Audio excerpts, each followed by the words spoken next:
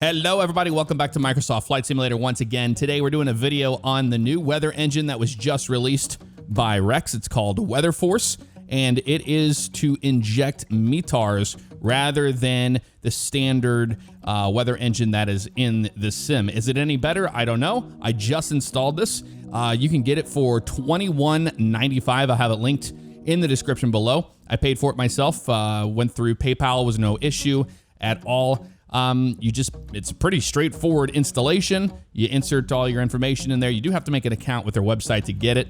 And then the only annoying thing was that once you installed it, it does ask you again, after you're going through the installer, for your name, your email, and the serial number. Once you fire it up, it asks you for it again. So be prepared if you do buy this to have your information handy so you can just jump right into it. So this is the window right here. It runs separately from the sim. You can see I have a couple airports already. I'm starting to populate it, just messing around with it. Local ones here in the Tampa area.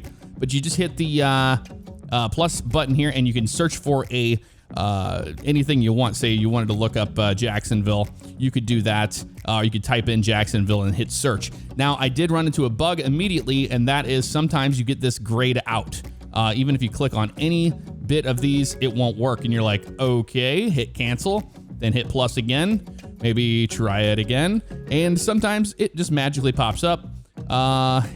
This one's not working, but it's definitely a bug in this so far. I mean, this just came out.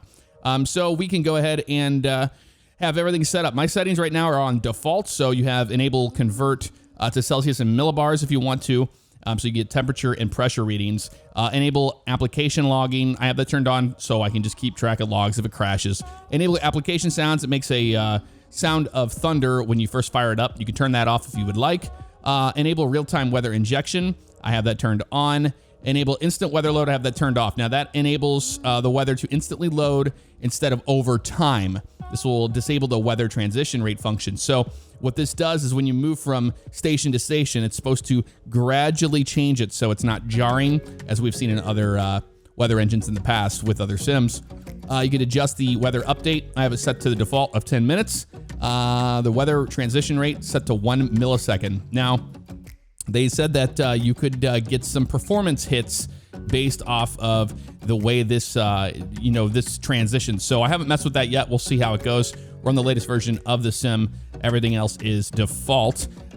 Build numbers here, company website, etc., etc. Application updates, auto update. That's good to go. So live weather's here. You can see here in Tampa, this is what's going on here. We're going to take off out of a different airport. We're going to take off out of Hanover County Municipal outside of Richmond, Virginia, just because I saw some clouds up there. It says weather conditions are towering clouds, so we should see that in the sim. Now, I haven't injected the sim or injected the weather into the sim yet. We're going to load up into default first, and then we'll check it out from there. All right, so let's go ahead and search for the weather. It's going to be KOFP is what we're looking up here, and then we're going to hit search, and it should pop up right here. There it is right there. That's the METAR. That's what we should be expecting to see. Now, nothing is showing view here. Another bug with this so far.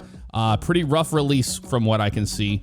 But we're going to try it again. KOFP. Now it gives me an option to view it. You see that? That was the issue. So now Hanover County Municipal, we can see the temperature is 69 degrees there. Dew point 64. Pressure and altimeter setting is 3000. Wind direction is north-northwest at 4 knots. Wind gusts at 0. Now, we can see winds and the aloft winds as well, 2,500 feet all the way up to 44,000 feet. So here's the temperature and what we should expect as far as wind speed goes. So if we get up to 10,000 feet, hell, we get up to 5,000 feet and even 2,500, we should see 19 and 17 in the air. And you know how it's been with the sim lately with it being inaccurate. So we'll see if that helps out once we do it. But we're going to fire up default weather, jump in there, and see what it looks like. While we are waiting for the sim to load, you can see down here we have some things grayed out. We have historical weather, weather themes, flight center, and interactive map. So these are things probably coming down the pipeline from what I read on the website.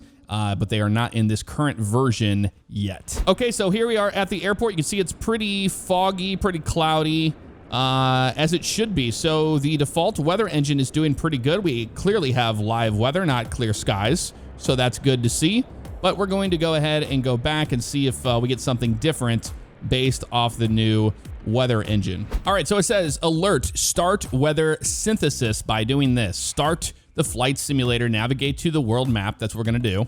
Let's go ahead and go to the world map, make them happy about that. Set destination, arrival, and or flight plan. Then we can go to click flight conditions, select preset, clear skies, and then hit fly. After that's done, we'll start the weather synthesis. So let's go ahead and do that. We'll go up to where we were gonna depart from, and we will select that. We'll select a ramp we want to depart on. So go up to flight conditions. We'll make sure that this is set to preset and then clear skies right there as it said. Then we click here. That's done and hit fly. All right, I'll load it up back into the sim once again. Let's go ahead and open up WeatherForce. Here it is. And we'll hit start synthesis. And there it begins. It says now weather engine status is active and the engine mode is set to live weather. Let's see how long it takes for it to inject the weather into the sim based off of what we were expecting.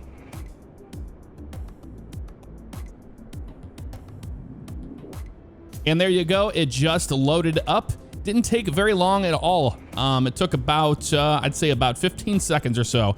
And now we can see a very different picture here than what the default was showing. Remember, it had just dropped the visibility all the way down. It didn't really build out the layers of clouds. And look at that. You can almost see a front happening right there as well. So a big improvement there. One of the biggest things that I've had an issue with this sim since its release was how consistent the weather was, how consistent the live weather was actually. Sometimes you would finish a flight, it'd be gone. You couldn't get it back without restarting the sim. Having a outside source for that, you know, that's a good thing as far as you not having to restart your sim every time you want to change the weather up. But from what I could tell so far, it looks pretty darn convincing. You can see the front kind of right there on the left of us, and there is the drop in the visibility. And over here we have clear skies, and you can see some clouds out in the distance all the way over there. What does it look like here compared to what we should expect? I think it's pretty darn close. I mean, look at the METAR here. We've got overcast at 1,400 feet, and the altimeter is 3000. So overcast skies here in Hanover. Let's go check out a different spot. Let's set our weather back to live. That works for me. Live conditions, zoom out. We can see here's all the overcast we were seeing there. Let's go somewhere else, somewhere different. Up here, it looks like Lower Loon Creek is getting slammed with some weather, but we can check out Bozeman Yellowstone International Airport. It looks like a lot of clouds happening there. So let's go there with the default weather, and we'll see what's going on with that.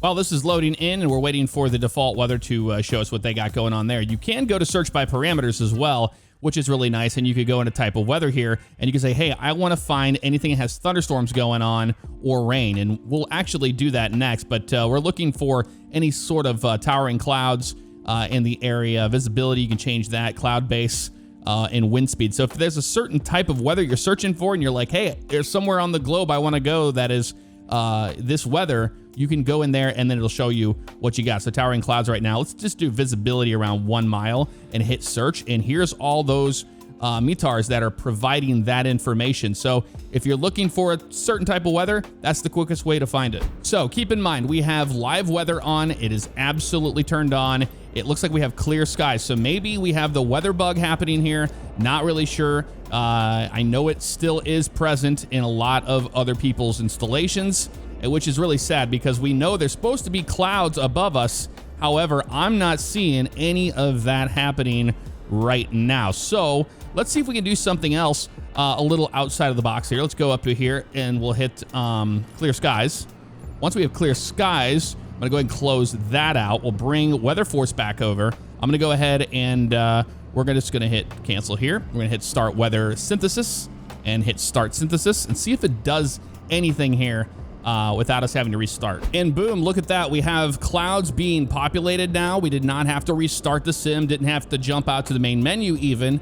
And our current conditions are at KBZN right here. Look at the METAR. This is what we're looking for. So winds are 290 at 21, gusts 28 knots, 10 miles of visibility, few clouds at 9,000, altimeter is 290, 97. Here's the peak winds and et cetera, et cetera. And it's deciphered right here as well. So we're gonna go ahead and just put this guy away and check it out. We have live weather now. Like, even though we had clear skies before. Now we have weather, which is clearly a better depiction of what's going on here at the airport than what the default was showing. And perhaps we've seen a lot of that issues where you think it is a problem with the sim not injecting weather into it, but it comes down to how it generates its weather. And by going with the METAR, you can see the skies look a lot more believable of what we're seeing there in the METAR itself. So I'm pretty impressed by that so far. Let's go look at an area that has thunderstorms next. All right, so I'm gonna hit search by parameters here. I'm gonna go to type of weather, and I want thunderstorms. Show me where the thunderstorms are. We've got some thunderstorms here. Storm in vicinity there. Moderate storm happening at GBYD. GBYD. So let's go ahead and look up GBYD here, and we'll search by that guy and hit search. There it is right there, and view it. That is going to be Banjul International. So we're going to go to GBYD with default weather next. So let's go back into the sim. We'll go turn this stuff off back to clear skies. And there you go. Boom. Just like that. We can go ahead and stop weather synthesis. It's very easy to do that. Back at the main menu, we're going to go to GBYD, which is over here on the far western side of Africa. And it's nighttime there. So winds are 2702 knots. Let's go ahead and make sure we have it set to live weather. There we go. Hit that again. Yeah, showing 270 at 2 knots. So let's go ahead and fly, and we'll see what's going on there. Let's make sure we're at a ramp. Yep, that'll work for me. We have loaded up in the sim, and as you can see, we have clear skies. I don't see any storms around us at all. We can see that beautiful moon up there, but yeah, no storms in the vicinity right now. So let's go ahead and go to clear skies instead of live weather.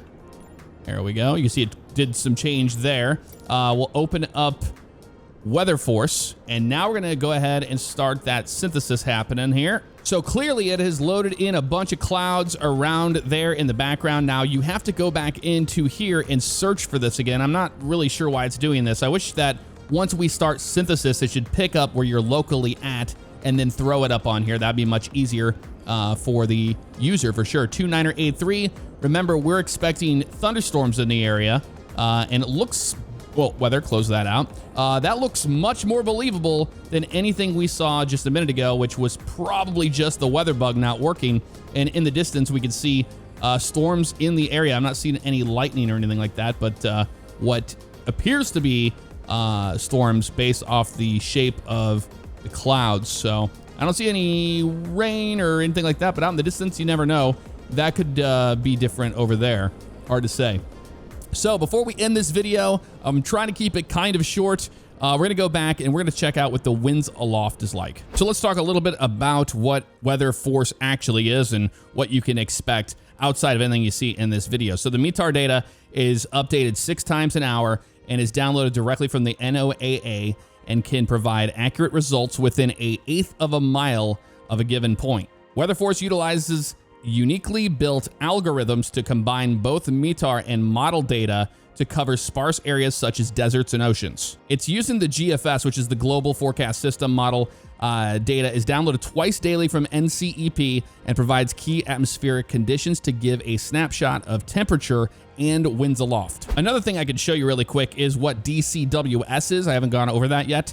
That's dynamic changing weather scenarios. So, you know, in the sim, you have your flight conditions here, and then you have your little options here of scattered clouds, broken clouds, etc. And when you load these up, it makes a grid-like pattern of everything. Meaning if you select storms, you're just gonna have a gridded checkerboard of storms around you. Same thing goes with overcast, rain, etc., etc. It's not really too dynamic or fluid or anything. And what DCWS does here is it's going to create scenarios that are dynamic, unlike the static ones. So if we go in here, look at these options. We have fair weather day, approaching cold front, approaching warm front, hot and humid summer day, lake effect snows, winter storm, crisp winter day, breezy, and spring showers. These are all the style of scenarios we saw back in FSX days whenever we would select our weather. So this is supposed to create approaching warm front that you could fly near and things like that. And we'll go over that later down the road. Right now, I just want to, focus on the live weather aspect and what it does here in the sim, because I'm liking what I'm seeing so far. I like the fact that we have actual weather working correctly. It's a big problem in the US with it missing, but apparently in Africa as well. So The METAR data is way more accurate so far. All loaded up here in Portland. You can see the skies are quite clear. Not a single cloud in the sky with default weather, live weather. Let's go ahead and bring WeatherForce over. I did have to search up PDX again. We'll hit the synthesis and start it now. So that should start injecting into the sim. I did change that back over to clear skies before I did that. It was on live, and that's what it looked like, and then I just switched it over to clear before we started. But it's now injecting that in there. We should expect partly cloudy skies. We'll see if we get those. Now, the biggest thing we're looking for here is winds and temperatures aloft. Look at that, boom, insta clouds. We're looking at 2,500 feet, about 7 knots. 5,000 feet we're gonna go to, and we should expect 23 knots out of the southwest. So that's what we should expect. Let's see if that is the case here. So we're in the airplane. Let's go ahead and just, we're not gonna be doing it. Oh, careful. Oh, you're gonna try to kill my stuff here. I don't know what it's doing. There we go, full power. We're not doing any real world flying here, procedures. We're just using this as a training tool right now to see if we get those winds depicted here in the airplane. So I'll go ahead and keep rolling down the runway to 55 knots. And there it is right there. I'm noticing that the refresh rate to help out with the frames being terrible, the refresh rate on the avionics now are pretty bad from what I can see so far. But let's go ahead and climb up to 5,000 feet. On our climb out of here, you can see the clouds look great. We have partly cloudy skies as we should, and it seems to be depicted here 100%. Still on our climb here. Let's go ahead and click on PFD. We'll go to wind, and we'll go to option 1. We have 2 or 3 here. So we'll do option, that tells us the direction and the speed there. That's what we're looking for. And remember, we were expecting about 7 knots on the way up. And if we look here on WeatherForce, 2,500 is 7 knots out of the southwest. That is exactly what we're seeing happening right there. Let's keep climbing up to 5,000. We'll see what it looks like there. All right, let's click on Portland International Airport here. And we're gonna go ahead and select ATIS. Let's listen to what's going on there. Portland Airport information, Alpha 2200 Zulu. Flight 213 at 12. Visibility, 9er. Sky condition, clear. Temperature, 21. 2.13. Altimeter tree 0.18. ILS runway 28 left and ILS runway 28 right in use. Exactly what we can expect right there. Runway 28 left and runway 28 right. VFR aircraft. All right, so I'm pretty impressed with this so far. Really am. It's nice to have realistic winds aloft. You can see it's changing ever so slightly there based off of how much higher we climb. When we want to get to 5,000, we should expect a little bit more. We should expect about 23 knots up there. And we're looking at the temperature as well. We're well above 2,500 feet here. We're climbing through 3,500, and you can see we should expect 9 degrees Celsius. Now, the outside air temperature is showing 13. It just jumped down from 14, but definitely not 9. So the temperature isn't 100% there, but the winds themselves are very impressive. Now we're getting 225 at 7 knots. Still climbing up to 5,000 is whenever it should change over, we should start hitting those upper winds. And as we climb, we're seeing the winds changing from 6 to 7 knots there, but we're seeing an increase of turbulence and movement around the airplane as we're starting to climb higher into those upper winds. Now, that could be placebo, but the turbulence depiction seems a lot more true to life than what we've seen before with the default sim. Another thing we can mess with here in the settings is the weather updates. Remember, it's set to 10 minutes, so it might take 10 minutes for us to get that data from the local station we're near for the winds at that altitude. So I'm gonna try moving that down to 5 minutes and see if that helps things out. So right now we're at 5,000 feet using the autopilot, flying a heading of 150. Winds are showing currently 230 at 7 knots. It's jumping around a little bit. Still waiting for it to update the weather again. But one thing I've noticed flying along is I haven't seen any jarring popping between the different stations, or we're probably not even close to another station yet, but we're not seeing popping of the update happening. It is actually doing it in a very smooth way so far. All right, so here we are flying along. Let's do this for science. Let's stop weather synthesis, and then we're gonna start it up again and see if it forces it to jump up to 23 knots at 5,000 feet. I just want to see if that happens here. So now we're starting that synthesis again, but you can see it didn't just drop out everything that was right here in front of us. Instead, it left it into the sim as we were flying along here, so that's a good thing. So we're waiting for it to jump in here, see if there's any change in the winds. However, I gotta say, it's better than 225 at 3 knots everywhere you fly. And there it is right there. It just loaded it in. We saw it jump up to about 23 there for a second, and now the weather has changed as we got near another METAR station, which might be that airport over there, depicting what's going on here. So now winds are up in the 20s right there, 23 knots, 221 at 23. So that is what it was. We just need to make sure that in settings we had our updates set to 5 minutes and not 10 if we wanted to see the changes immediately. We're getting some icing even at 5,000 feet because of all of this, because it's cold. Look at that, -4 degrees Celsius. All right, well, that's going to do it for the first look at Weather Force. Let me know what you thought of it in the comments below. I do want to see what your feedback is on it. Do you think it's worth the money? To me, it's fixing a core problem with the sim, and that it's not using the METAR stations correctly. Here, we can see that it clearly is doing that. So is it worth the money? I believe so, yes. Even if it's a temporary fix, we have a lot of stuff coming down the line, you know, historical weather themes. We even had that, you know, DCWS as well. So to me, yes, it is worth it, especially because I fly in the US a lot and I'm having a lot of issues with the live weather working correctly. So it's a patch for it. Yeah, maybe. Could Asobo fix it in the future? Yes, I think they will. However, I think that an outside weather engine is always going to be better than anything in-house that we've seen in the past. I don't know. I hope Asobo proves us all wrong about that. But there it is, Weather Force. I'm very impressed. I will be using it in all my flights coming forward. I'll see you guys next time. Take care. Hey guys, Jeff here, just to let you know real fast that the merch is still available. You can check out the links below to go check it out. We have new Halloweens coming down the line. Thank you guys so much for the support. I really do appreciate it.